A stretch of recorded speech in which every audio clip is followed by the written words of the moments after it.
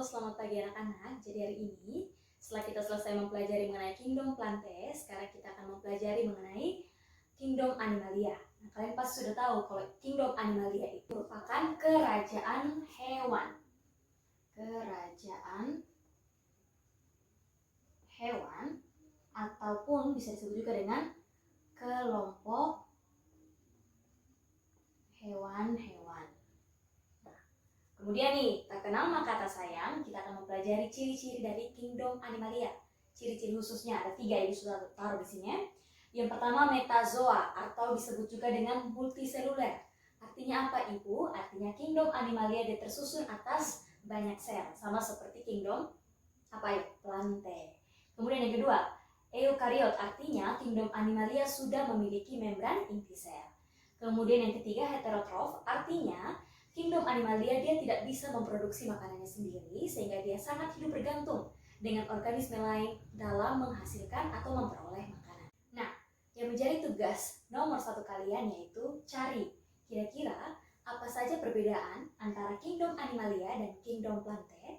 Nah anak-anak, tentu dalam Kingdom Animalia ini terdiri atas banyak sekali jenis hewan. Untuk itu hewan-hewan tersebut dikelompokkan berdasarkan ciri-ciri nih yang mereka punya. Untuk itu sekarang nih, Kingdom Animalia kalau kita mau lihat berdasarkan ada atau tidaknya tulang belakang terbagi menjadi 2. Ada yang namanya avertebrata dan juga vertebrata. Avertebrata ini disebut juga dengan invertebrata, artinya hewan yang tidak bertulang belakang. Jadi A itu artinya tidak sedangkan kalau vertebrata artinya bertulang belakang. Sedangkan kalau vertebrata sudah pasti dia merupakan hewan yang bertulang belakang. Nah, sekarang kita lihat dulu avertebrata deh. Avertebrata atau invertebrata terdiri atas beberapa filum. Ibu sudah taruh di sini ya. Yang pertama ada filum Porifera atau hewan berpori. Setelah itu yang kedua ada yang namanya Coelenterata. Disebut juga dengan hewan berongga. Kemudian ada Platyhelminthes. Itu merupakan kelompok cacing pipih. Kemudian ada Nemathelminthes. Itu merupakan cacing girik. Kemudian ada Annelida. Itu merupakan cacing gelang. Kemudian ada moluska, hewan yang bertubuh lunak. Sampai tadi moluska merupakan hewan yang bertubuh lunak. Kemudian ada antropoda, itu kelompok hewan yang tubuhnya beruas-ruas atau berbuku.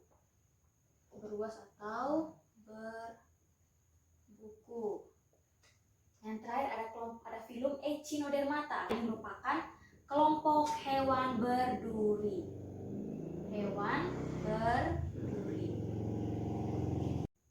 Nah, kalau tadi kita sudah mengenal kelompok avertebrata beserta filum-filumnya, sekarang kita masuk pada vertebrata. Vertebrata itu sudah jelas ya, pasti merupakan hewan yang sudah memiliki tulang belakang. Nah, vertebrata ini hanya memiliki 1 filum, yaitu chordata. Nah, chordata ini dibagi lagi menjadi 4 subfilum. Yang pertama, hemichordata, itu contohnya seperti cacing pohon. Yang kedua ada urochordata. Yang ketiga ada cephalochordata. Dan yang keempat dan yang terakhir yaitu vertebrata. Ini akan kalian pelajari lebih khusus lagi. Nah, vertebrata itu terbagi menjadi 5. Ada yang namanya aves, pisces, amfibi, reptil, dan juga mamalia. Nah, berikutnya Kingdom Animalia dibedakan berdasarkan lapisan tubuh. Terbagi menjadi 2, yaitu diploblastik dan tripoblastik. Kalau diploblastik ini otomatis terdiri atas 2 lapisan tubuh. Lapisan apa saja Ibu? Ada yang namanya epidermis dan juga endodermis. Nah, antara epidermis dan endodermis ini terdapat satu cairan yang disebut dengan mesoglea. Terdapat cairan mesoglea. Nah, yang akan menjadi tugas nomor 2 kalian yaitu apa peran atau fungsi dari cairan mesoglea?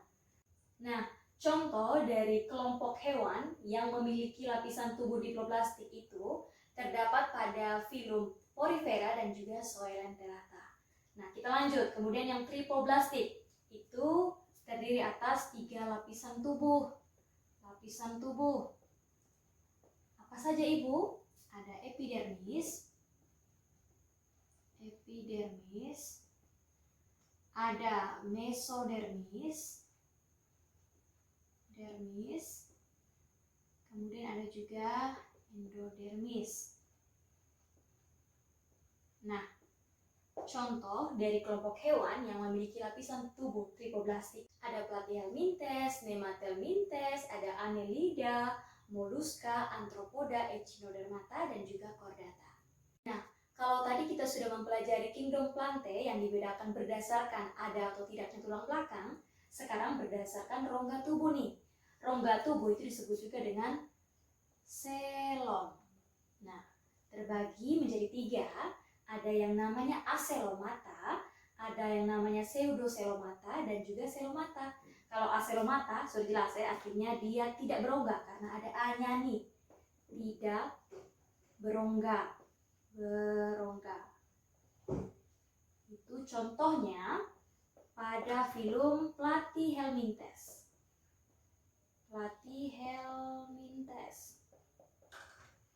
Kemudian yang kedua ada yang namanya pseudoselomata. Ini artinya rongga semu.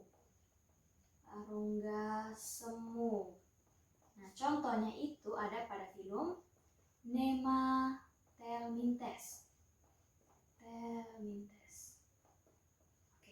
Kemudian yang terakhir selomata, jelas ya, artinya dia sudah memiliki rongga sejati. Nah, itu contohnya ada pada kelompok Annelida,